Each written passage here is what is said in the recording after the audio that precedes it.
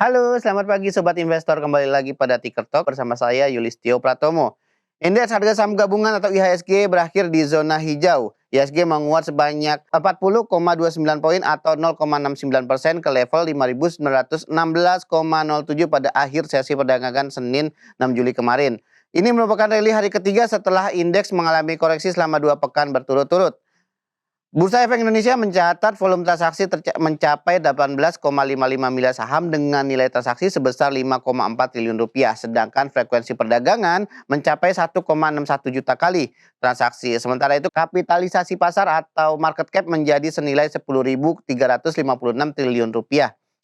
9 dari 11 indeks sektoral bergerak di zona hijau. Sektor konsumer siklikal mencatatkan penguatan terbesar yakni 1,26%. Hari ini sendiri akan dilaksanakan 2 IPO nih Sobat Investor, di mana terjadi pencatatan perdana atas 2 saham yakni PT Niramas Utama Tbk dengan kode saham JELI dan PT Nitra Nata Dharma Tbk dengan kode saham JECX. Banyak pihak juga yang menyebut kinerja positif yang terjadi pada indeks selama beberapa hari terakhir, termasuk dari sejak Rabu pekan lalu. Ini ada yang menyebut bahwa berasal dari kebijakan The Fed yang akhirnya memilih dovish dengan menyusul beberapa indikator ekonomi yang terjadi di Amerika Serikat sendiri. Sementara itu rupiah tercatat kembali mengalami pelemahan, mendekati level Rp18.000 per dolar Amerika Serikat. Pada penutupan tadi khususnya kemarin hari kemarin rupiah ditutup melemah di level Rp17.995 per dolar Amerika Serikat. Sementara itu ada beberapa saham yang masuk dalam indeks LQ45 itu masuk ke dalam jajaran top gainers. Antara lain ada PT AKR Koporindo Tbk atau AKRA yang naik 3,59%, disusul PT Bank Rakyat Indonesia Tbk atau BBRI yang naik 2,95%. Kemudian ada PT Bumi Resources Tbk atau Bumi yang naik 1,44%. Nah, dengan kondisi yang terjadi kemarin dan beberapa pekan sebelumnya di mana indeks selalu berada di zona hijau, tentu Sobat Investor pengen tahu lebih dalam dan apa yang menyebabkan, apa yang mendorong indeks begitu baik kinerjanya selama 4 hari terakhir berturut-turut. Nah, untuk membahasnya kita sudah tersambung langsung dengan Mas Ahmad Faris Muhtasim selaku investment spesialis dari KISI. Selamat pagi Mas Faris. Ya, selamat pagi Mas Momo, selamat pagi tim IDX Channel. Apa kabar Mas? Ya, baik Mas. Jadi kurang lebih ya kita udah 3-4 hari beruntun ya strike hijau, meskipun secara mungkin value transaksi kita masih cenderung sepi gitu ya. Kemarin aja itu ditutup nggak nyampe 10T gitu ya. Jumat lalu mungkin 10T pas dan belakang-belakangnya itu masih di rentang 9 sampai 10T juga. Dan masih jauh di bawah 16.000 T ya dibandingkan waktu awal tahun ini ya Mas ya. Itu cukup jauh sekali ya, kalau kita lihat memang trading volume di awal tahun sih itu di 20 sampai 30 ya Mas ya. Jadi masih sepertiganya nih. Iya, masih sangat jauh sekali. Mudah-mudahan dalam beberapa pekan ke depan mungkin bisa lebih tinggi lagi ya Mas ya. Apalagi bisa seperti yang diproyeksi sama Pak Purbaya, di mana indeks harga saham bisa tembus di atas level 10.000. Mudah-mudahan tahun ini bisa terjadi walaupun selama beberapa bulan terakhir mengalami koreksi cukup dalam gitu ya Mas ya. Oke. Kita masuk ke pokok bahasan nih Mas Faris. Kira-kira untuk beberapa hari terakhir ya, tadi kan sempat disebutkan dalam 4 hari terakhir terus mengalami rally nih IHSG berada di zona positif terus dan walaupun masih berada di luar angka 6.000. Nah, kira-kira untuk hari ini apakah level tersebut akan kembali tertembus 6.000 ke atas atau mungkin ada kemungkinan ada proyeksi-proyeksi lain yang mungkin bisa menekan IHSG sepanjang hari ini? Silakan Mas Faris. Ya, kalau kita lihat memang secara kemarin transaksi kita coba lihat itu di 9,4T ya, jadi nggak nyampe 10T. Jadi meskipun naik sedikit ya secara tren besar sebenarnya kita cenderung sideways Mas ya, dengan supportnya itu di level 5.300 hingga 5.500 dan resistennya di 6.200 hingga 6.370 ya. Jadi teman-teman sebenarnya kalau mau entry ya pastiin dulu bisa buy on weakness atau accumulation buy gitu ya. Jadi kalau teman-teman mau entry gitu ya, pastikan tidak hanya ketika hijau, tapi karena kita ini naiknya no volume ya sebenarnya setiap pelemahan itu menjadi peluang untuk kita akumulasi saham-saham dengan prospek yang bagus. Ya, kenapa 4 hari terakhir ini cukup oke? Secara memang historically Juli itu adalah bulan yang cukup baik ya untuk IHSG dalam 10 tahun terakhir. Win rate-nya 100% hijau ya, tapi kita akan lihat penutupan di bulan ini akan seperti apa. Tapi kurang lebih selain historical tersebut, tentu ada potensi dari The Fed yang menyudahi gitu ya statement hawkish-nya, karena memang mungkin kalau saya recap terakhir live bareng Mas Taufan gitu ya, salah satu temannya Mas Momo juga, itu saya menyebutkan kalau The Fed di akhir tahun ini itu nggak punya pilihan selain ngehold suku bunga ataupun ataupun nurunin suku bunga, Mas. Jadi sudah nggak mungkin untuk ini ya, untuk naikin suku bunga karena memang debt ceiling-nya yang sudah kepalang tinggi seperti itu. Artinya akan agak berat ya untuk The Fed untuk menaikkan suku bunga atau mungkin menjalankan lagi kebijakan hawkish-nya seperti yang terjadi sebelum-sebelumnya di zamannya Jerome Powell ya. Kira-kira dengan kebijakan itu untuk indeks harga saham berikutnya akan seperti apa? Apakah kembali mengalami hijau nih, kembali balik arah nih, atau ada potensi kembali loss seperti di hari-hari sebelumnya, Mas? Ya, mungkin kalau pergerakan indeks kita akan ini ya, akan sambil nunggu juga S&P rating gitu ya nanti di akhir bulan. Kemudian kalau yang agak panjang kita masih menunggu juga kapan freeze rebalancing ini akan dicabut gitu ya. Karena mau nggak mau gitu ya, kalau kita lihat arus dana asing memang mayoritas adalah tipikal yang pasifan gitu ya. Dimana kalau misalnya pasifan mereka harus ikuti aturan indeks. Ketika indeksnya melakukan ini ya semacam freeze gitu ya, freeze rebalancing, tentu arus dana asingnya ya akan cenderung terbatas hanya aktifan-aktifan yang memang size-nya mungkin nggak sebanyak pasifan gitu, Mas Momo. Oke, berarti masih ada beberapa yang harus dijaga ya, wait and see dulu terkait dengan langkah-langkah yang akan dilakukan oleh The Fed untuk beberapa hari terakhir ini gitu ya, Mas, ya. Oke, setelah awal Betul. tahun nih agak menarik ya untuk dibahas juga, kan saham-saham kayak fundamental yang cukup baik nih waktu awal tahun ini kan sempat dipandang sebelah mata, tapi justru dalam beberapa hari terakhir ini justru saham-saham yang berada di LQ45 berada di zona hijau dan kembali mendorong indeks ke zona hijau dalam beberapa hari terakhir. Nah, kira-kira ini emang ada langkah kembalinya atau rebound-nya kembali dolar saham berfundamental baik ini, atau emang hanya sementara ini ya Mas, karena ada isu-isu internasional yang mungkin mendukung beberapa saham atau emiten ini untuk kembali melonjak tinggi seperti beberapa tahun sebelumnya? Silakan Mas Faris.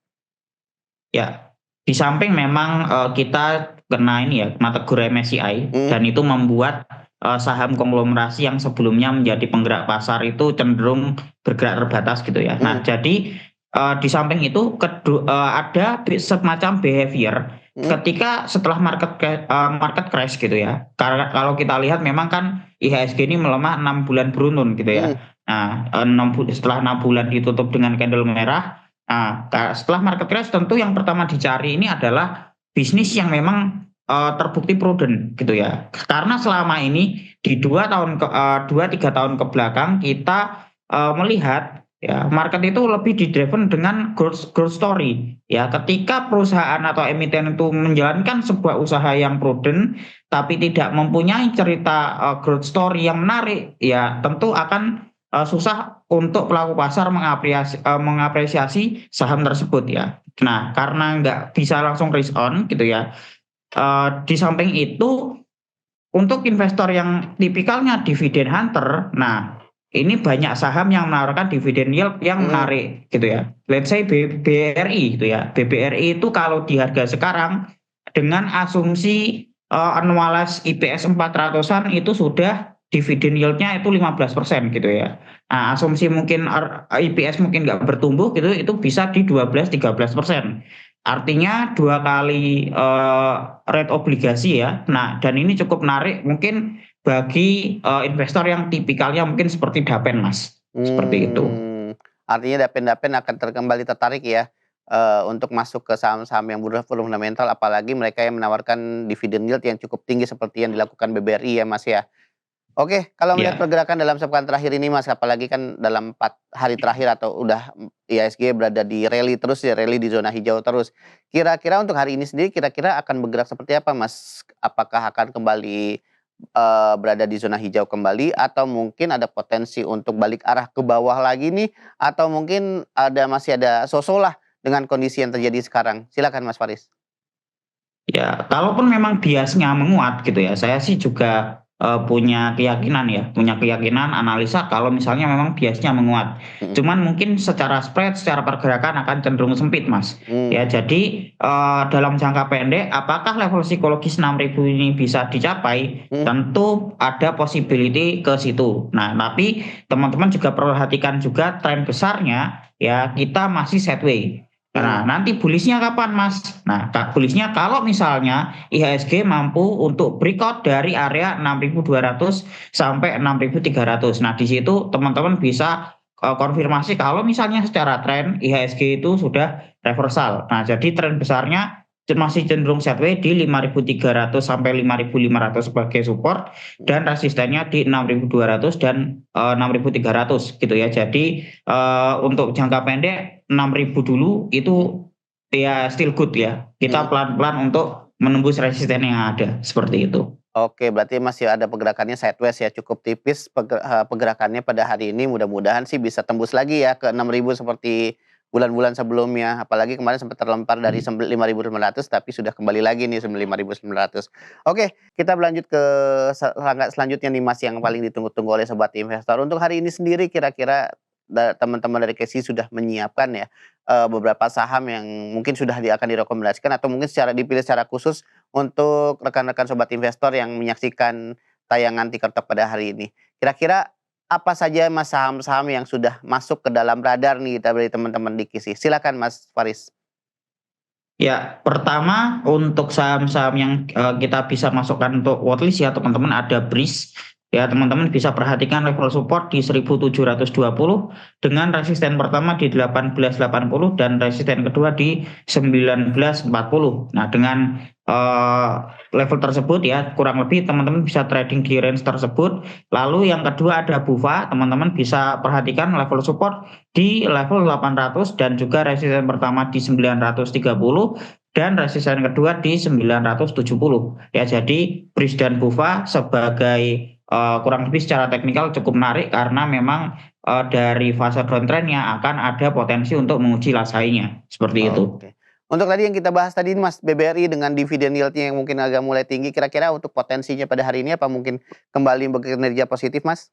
Ya, oke. Untuk BBRI, ya BBRI sendiri kalau kita lihat ya secara indikator stokastik RSI sudah terkonfirmasi golden cross nih, Mhm, Mas Momo ya. mhm, Jadi kurang lebih memang secara teknikal cukup menarik gitu ya. mhm, Nah, kemudian kita coba cek untuk 3 MA-nya ya di MA10, MA50 dan juga MA200 ya. Nah, kalau kita lihat juga di sini sedikit berada di atas MA10 ya. Jadi mhm. akan ada potensi untuk breakout jangka pendek apabila mampu menguji level 2.880 gitu ya. Dan kalau breakout lagi nanti bisa potensially ke 3.000 gitu ya. Mungkin untuk jangka pendek seperti itu Mas Momo. Nah, jadi untuk supportnya yang bisa teman-teman perhatikan itu di area 2.620. Itu untuk BBRI kurang lebih. Oke, Ya, berarti angka-angka ada tersebut bisa diperhatikan. Oke, berarti ada faktor-faktor yang penentu ya, termasuk salah satu naiknya dividen yield yang diberikan oleh BBRI, akhirnya menjadi salah satu saham yang mungkin menarik untuk kembali dipantau oleh sobat investor untuk pagi hari ini, gitu ya Mas Faris ya? Oke, dengan Ya, kondisi betul. pasar yang mungkin masih uncertainty walaupun memiliki kenaikan dengan cukup signifikan ya, walaupun kemarin juga walaupun signifikan tapi agak tipis-tipis juga di sideways. IHSG kembali menuju level 6.000, tapi kira-kira untuk langkah-langkah yang dapat dilakukan oleh sobat investor untuk hari ini kira-kira apa strategi yang perlu diterapkan nih Mas Faris? Boleh dong tipsnya? Ya. Oke, mungkin untuk teman-teman ya mungkin kalau misalnya ambil momentum kuartal 4 ini karena ini ya highlight-nya ada di keputusan The Mhm, Fed apakah dia akan melanjutkan kebijakan hawkish atau enggak mhm, gitu ya. Tapi kalau boleh spekulasi gitu ya dengan menurunnya resiko The Fed hawkish ini teman-teman bisa perhatikan sektor komoditas terutama emas gitu ya sebagai, sarana hedging dari, mata uang USD gitu ya. Nah jadi sektor emas ya teman-teman bisa ambil momentum untuk kuartal 4 ini. Nah lalu kemudian kalau misalnya memang yang long term horizon gitu ya paling enggak di atas 3 tahun, nah teman-teman bisa perhatikan saham-saham yang punya dividen yield besar gitu Mhm. di atas 10% biar punya ngelok gitu ya, punya kuncian untuk di atas imbal hasil obligasi Mhm. dan paling enggak bisnisnya tidak cyclical gitu ya, Mhm. seperti perbankan gitu ya. Kapan lagi kita dapat yield setara batu bara tapi dari banking ya. Mmm. Logikanya mungkin sederhananya seperti itu, Mas Momo. Baik, berarti ya masih ada potensi nih masuk ke emiten-emiten emiten yang berbentuk banking atau sektor emas ya, Mas, ya. Jadi ada beberapa Ya, patokan nih buat sobat investor untuk memulai langkah pada pagi hari ini, di mana The Fed masih untuk melakukan langkah dovish ya untuk sampai dengan hari ini. Mudah-mudahan itu akan terus berlanjut dan memberikan dampak yang positif bagi IHSG kita pada pagi hari ini. Oke, terima kasih banyak Mas Faris untuk waktunya pada pagi hari ini. Semoga informasi tadi bisa menjadi rujukan buat sobat investor sebelum memulai perdagangan atau mungkin mulai trading pada pagi hari ini. Terima kasih banyak Mas, sampai ketemu lagi. Oke, sobat investor, patut diingat bahwa setiap keputusan pembelian atau penjualan saham merupakan keputusan pribadi dari sobat investor. Untuk itu, saya Yulistio Pratomo izin undur diri dari Ticker Talk pada pagi hari ini. Selamat pagi dan selamat beraktivitas kembali dan sampai jumpa.